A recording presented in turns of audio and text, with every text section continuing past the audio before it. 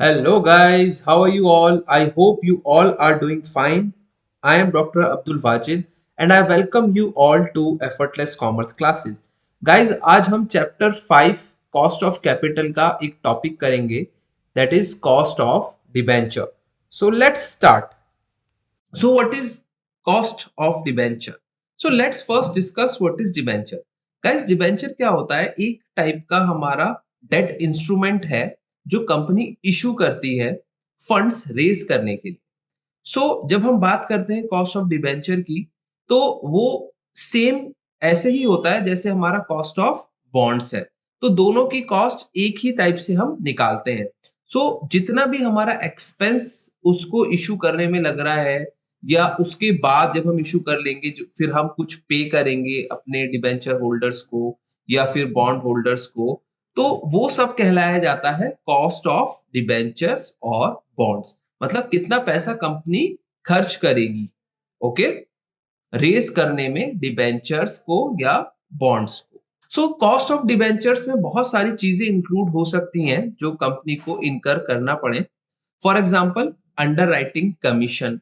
वो commission company को पे करना पड़ सकता है उन लोगों को जिन्होंने कंपनी की हेल्प करी है इन इशूइंग द डिबेंचर्स और बॉन्ड्स. सिमिलरली कुछ लीगल फीस भी हो सकती है जो कंपनी को पे करना पड़े. Similarly printing expenses and other administrative expenses भी कंपनी के हो सकते हैं. Main goals of considering cost of debenture. There can be many goals guys cost of debenture को consider करने के. For example, feasibility देखना issuing debentures की या bonds की क्या feasibility है. ऐसे ही cost of borrowing को analyze करना, इन्वेस्टर्स को अट्रैक्ट करना. जब कॉस्ट ऑफ डिबेंचर्स कम होगी, बॉन्ड्स कम होगी, तो इन्वेस्टर्स अट्रैक्ट होंगे. ऐसे ही हो सकता है कुछ रेगुलेटरी कंप्लायंस के लिए कंपनी को कॉस्ट ऑफ डिबेंचर निकालना पड़े. बहुत सारे ऐसे गोल्स कंपनी के हो सकते हैं. गाइस, ये डिबेंचर्स या बॉन्ड्स की जो हम कॉस्ट निकालते हैं, cost of debentures and bonds, वो टू टाइप्स के हम ले सकते हैं डिबेंचर्स या बॉन्ड. फर्स्ट होता है इररिडीमेबल डिबेंचर्स. इररिडीमेबल डिबेंचर्स का मतलब होता है कि हमने पैसा तो रेज कर लिया है बट अभी हमें वापस नहीं देना है. Guys, theoretically it's possible but practically it's not possible. जब आपने कैपिटल रेज की है तो आपको कभी ना कभी तो पैसा वापस देना पड़ेगा. बट थ्योरेटिकली जब हम बात करें तो अगर आपने पैसा रेज कर लिया, अगर आपको वापस नहीं देना है, बस इंटरेस्ट पे करते जाना है, तो उस कॉन्सेप्ट को हम बोलते हैं इररिडीमेबल डेट. मतलब आपने पैसा रेज कर लिया है, पीरियोडिकली आप इंटरेस्ट देंगे बट जो आपने पैसा रेज किया उसे वापस नहीं करेंगे. Again, practically it's not possible but हमें ये पढ़ना है. तो उसका फॉर्मूला क्या होता है? इररिडीमेबल डेट अगर है तो उसका फॉर्मूला होता है interest 1 minus tax rate divided by amount received. Guys, ये अमाउंट रिसीव्ड जो है ये फेस वैल्यू से डिफरेंट हो सकता है. फेस वैल्यू का मतलब, फॉर एग्जांपल, डिबेंचर जो है वो 100 रुपीज का है बट कंपनी ने कुछ डिस्काउंट दे दिया, फॉर एग्जांपल 5% डिस्काउंट दे दिया, तो अमाउंट रिसीव्ड विल बी ₹95. ठीक है, तो वही हमें नीचे लिखना है, अमाउंट रिसीव्ड इज 95. ये फॉर्मूला है इररिडीमेबल डेट का. सेकंड हमारा होता है रिडीमेबल डेट, जो कि नॉर्मल डेट है. मतलब कंपनी ने डिबेंचर्स इशू करे हैं, बॉन्ड्स इशू करे हैं और उसको कुछ साल बाद उसको वापस भी करना है, राइट? तो उस केस में क्या फॉर्मूला लगेगा? उस केस में जो फॉर्मूला लगेगा वो मैंने यहाँ नीचे लिख दिया है. इंटरेस्ट 1 माइनस टैक्स रेट, जो भी टैक्स रेट कंपनी उन डिबेंचर्स होल्डर या बॉन्ड होल्डर्स को देगी, plus RV. RV is the redeemable value. Guys, redeemable value face value से ज्यादा हो सकती है. फॉर एग्जांपल, 100 रुपए का हमारा डिबेंचर है और उसमें हमें कुछ प्रीमियम भी देनी है, राइट? लास्ट में जब हम रीपे करेंगे तो रिडीमेबल वैल्यू में वो प्रीमियम ऐड हो जाएगी. रिडीमेबल वैल्यू का मतलब है फेस वैल्यू प्लस प्रीमियम, कोई भी हो या कोई भी एक्सपेंस हो, वो क्वेश्चन में गिवन होगा कि इसकी रिडीमेबल वैल्यू इतनी होगी. तो वो रिडीमेबल वैल्यू हमें यहाँ लिखनी है minus BO. BO is the amount receive. Again, for example, face value 100 rupees थी और हमने कुछ डिस्काउंट दिया है, फॉर एग्जाम्पल 5% डिस्काउंट दिया है. तो अब अमाउंट कितना कंपनी को रिसीव्ड हुआ, वो है बीओ. अमाउंट रिसीव हुआ 95, तो बीओ की जगह हम 95 लिख देंगे. ठीक है, divided by N. N is number of years. For example 5 years, 7 years, जब भी वो रिडीम होगा डिबेंचर, वो n है, वो कितना भी ईयर्स हो सकता है, क्वेश्चन में गिवन होगा, divided by redeemable value, again वही ऊपर जो मैंने अभी आपको समझाया, redeemable value plus amount received that is BO से जिसे हम डिनोट करते हैं, डिवाइडेड बाय 2। इसको मैंने और भी अच्छे से एक्सप्लेन किया है यहाँ पर, देखिए बीओ और amount received is equal to face value, जो भी जितने का भी वो डिबेंचर है या बॉन्ड है उसकी face value minus discount on debenture, company हो सकता है कुछ डिस्काउंट दे दे डिबेंचर्स पर, minus expense on issue and other minus other charges, तो हो सकता है कंपनी के कुछ एक्सपेंस हो गए हो उसको इशू करने में या कोई और अदर चार्जेस लगे हो, तो अमाउंट रिसीव्ड कितना होगा वो हमें पहले कैलकुलेट करना है, that is face value minus discount on debentures minus expenses on issues and other charges. So हो सकता है कुछ एक्सपेंस इशू के ना हो, डिस्काउंट ना हो, तो face value is equal to amount received भी हो सकता है, बट अगर ये एक्सपेंस दिए हुए हैं तो ये आपको माइनस करने पड़ेंगे। सेकंड इज रिडीमेबल वैल्यू और amount to be paid.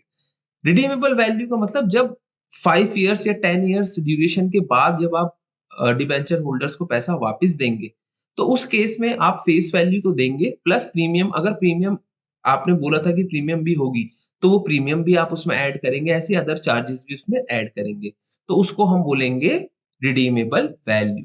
Okay guys, now let's understand the formula of cost of debenture. Guys देखो, कॉस्ट ऑफ डिबेंचर को हम केडी से भी रिप्रेजेंट करते हैं, ठीक है। तो इररिडीमेबल के फॉर्मूले से हम समझते हैं कि ये फॉर्मूला कैसे डराइव होता है।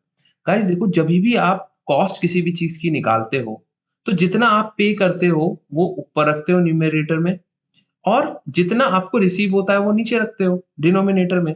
फॉर एग्जाम्पल, आपने एक डिबेंचर इशू किया जिसमें आप 10% इंटरेस्ट पे कर रहे हैं, उसकी फेस वैल्यू 100 है, बट आपको एक्चुअल में 95 रिसीव हो रहे हैं, तो आप एक्चुअल वाला नीचे रखते हो 95, और इंटरेस्ट रुपीज, इंटरेस्ट जो 10% है वो 10% फेस वैल्यू का होता है, तो इसका मतलब रुपीज 10 ऊपर रखते हो, ठीक है।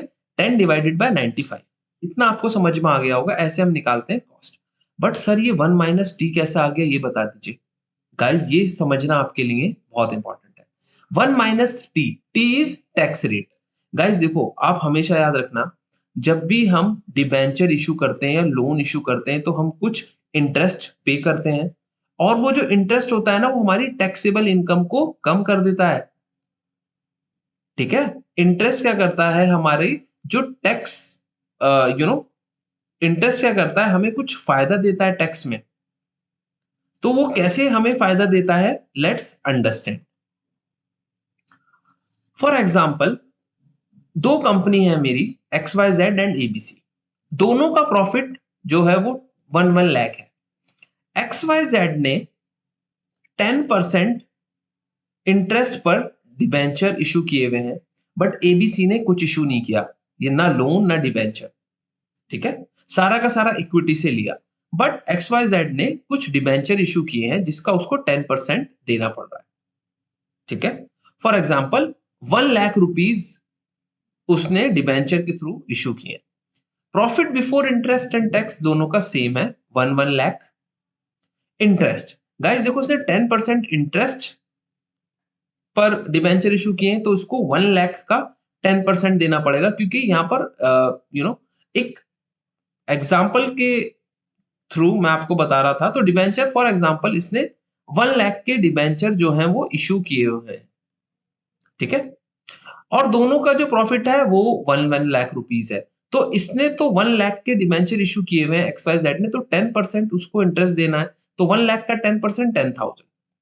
बट एबीसी ने तो कुछ इशू नहीं किया, तो इसको कुछ माइनस नहीं करेगा यहाँ पर, but X Y Z 10,000 minus करेगा, तो प्रॉफिट बिफोर टैक्स आ गया 90,000 एंड एबीसी का 1 लाख। अब दोनों को टैक्स पे करना है, एक्स वाई जेड को 40% करना है और एबीसी को भी 40%। देखो, एक्स वाई जेड 40% किसका करेगा, 90,000 का, सो 90,000 का 40% हो गया 36,000।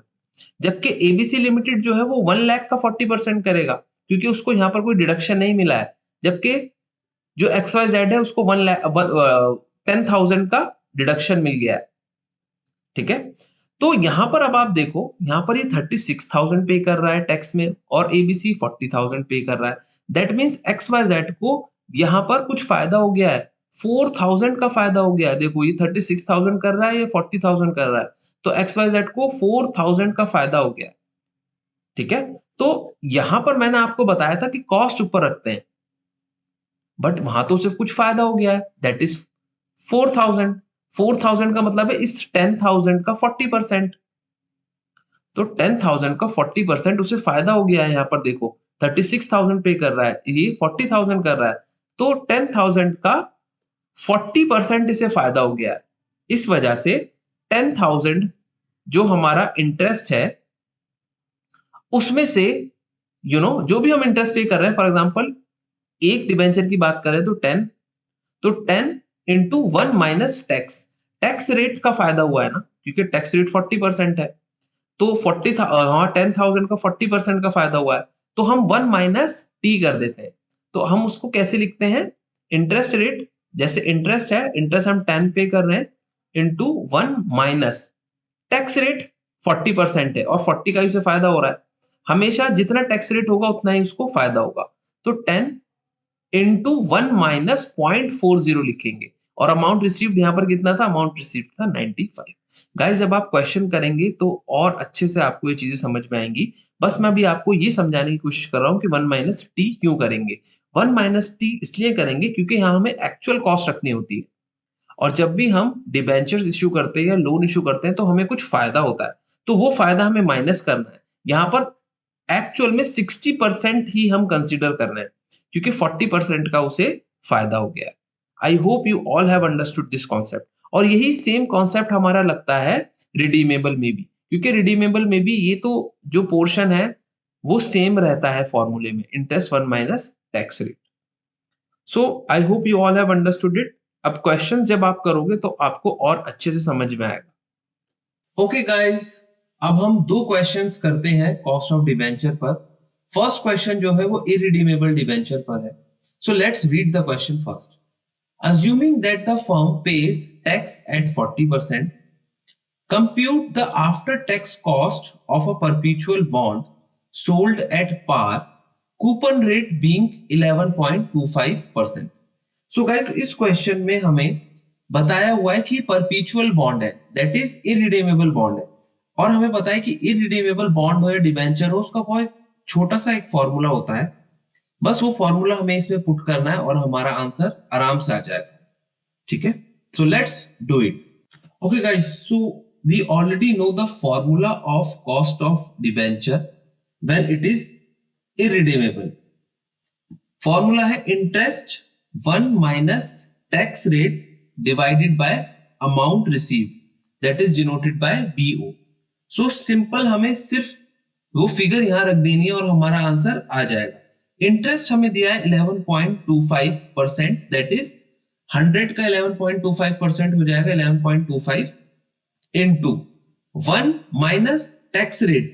टैक्स रेट है हमारा 30, और हमें पता है कि हमें एब्सोल्यूट नंबर में लिखना है, परसेंटेज में नहीं लिखना है। सो एब्सोल्यूट नंबर में आएगा 0.30 divided by BO is the amount receive, और यहां लिखा है कि वो पार पर ही हुआ था, दैट मींस 100 रुपए पर ही हमने उसको इशू किया था। सो डिवाइडेड बाय 100, तो हमारा आ जाएगा 0.07875, और इसको हम 7.87% भी बोल सकते हैं। Guys, now quickly do the second question on cost of debenture, जो कि एक redeemable debenture है। So let's first read this question.